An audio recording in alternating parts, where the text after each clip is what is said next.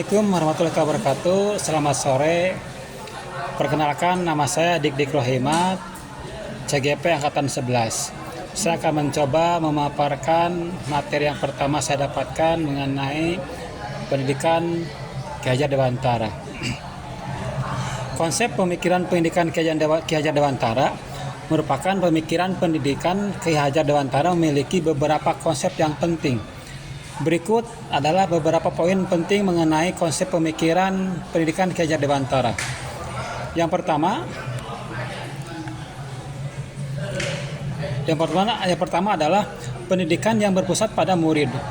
Ki Hajar Dewantara berpendapat bahwa pendidikan harus berpusat pada murid. Namun, ia menekankan bahwa berpusat pada murid bukan berarti hanya memberikan murid banyak ilmu, pengetahuan, tetapi juga memperhatikan bagaimana murid tersebut diajarkan. Yang kedua, tuntunan dalam hidup. Ki Hajar Dewantara mengajarkan bahwa pendidikan adalah suatu tuntunan dalam hidup tumbuhnya anak-anak.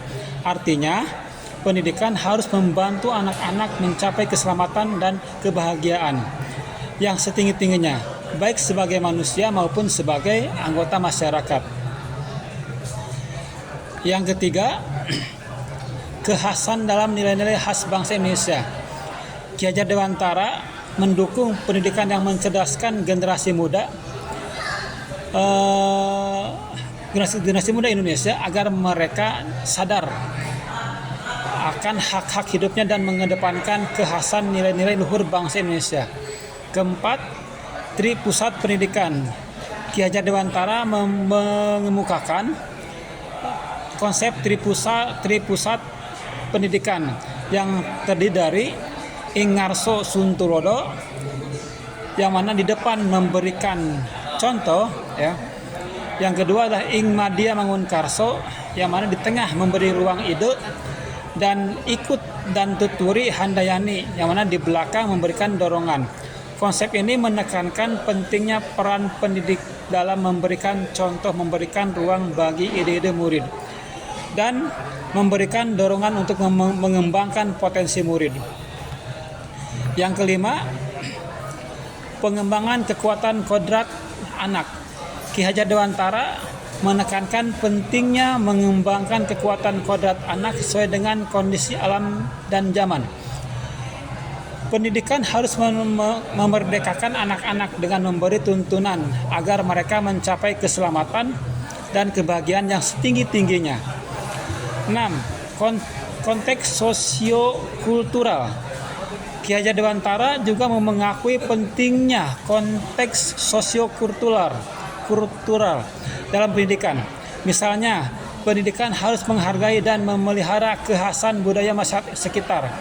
Hal ini dapat diimplementasikan melalui pendidikan berbasis Trihita Karana yang menekankan keseimbangan antara manusia, alam, dan Tuhan. Pemikiran Ki Hajar Dewantara ini memiliki relevansi penting dalam pendidikan di Indonesia. Namun, implementasinya terhadap guru-guru sebagai garda terdepan pendidikan perlu diperhatikan dan ditingkatkan kesadarannya agar konsep-konsep tersebut dapat benar-benar terwujud dalam praktik pendidikannya. Selanjutnya adalah harapan sebagai CGP ke depannya adalah sebagai calon guru penggerak memiliki harapan dan ekspektasi yang beragam terkait dengan materi konsep pemikiran pendidikan Ki Hajar Dewantara. Ada beberapa harapan dan ekspektasi yang dapat diidentifikasi dari sumber-sumber yang saya dapatkan. Yang pertama, materi yang relevan dengan konteks pendidikan saat ini. Sebagai calon guru penggerak, mengharapkan materi yang dapat menghubungkan pemikiran Ki Hajar Dewantara dengan kondisi pendidikan saat ini di Indonesia. Yang kedua, pemahaman yang mendalam tentang pemikiran Ki Hajar Dewantara sebagai calon guru penggerak. Saya berharap untuk memperoleh pemahaman yang mendalam tentang pemikiran Ki Hajar Dewantara mengenai pendidikan dan pengajaran.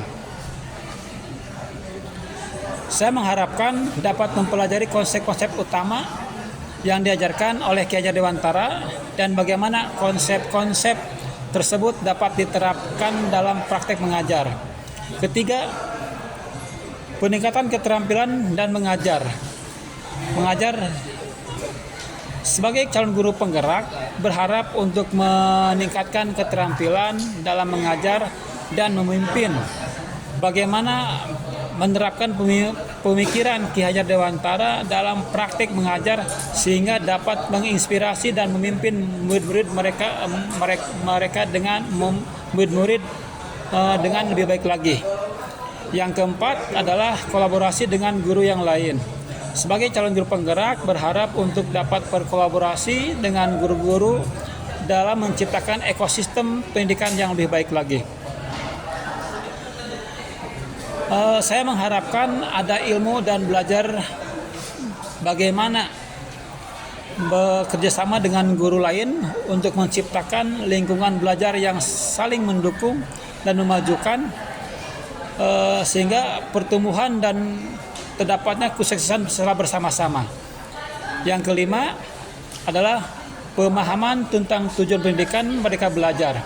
Sebagai calon guru penggerak, berharap untuk memahami tujuan pendidikan Merdeka Belajar yang dikembangkan oleh Ki Hajar Dewantara, mengetahui dan mempelajari dimensi-dimensi yang terkait dengan tujuan pembelajaran dan bagaimana menerapkannya dalam praktik pendidikan.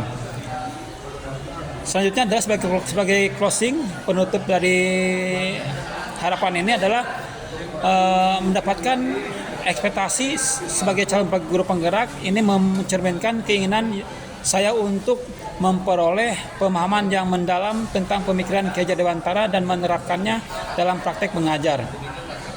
Saya berharap materi yang relevan dan konteks pendidikan saat ini dan ingin meningkatkan keterampilan saya mengajar dan memimpin.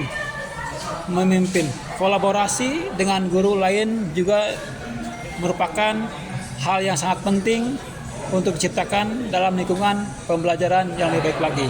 Demikian pemahaman yang saya dapatkan mengenai materi pertama mengenai konsep pendidikan Ki Hajar Dewantara. Terima kasih. Assalamualaikum warahmatullahi wabarakatuh.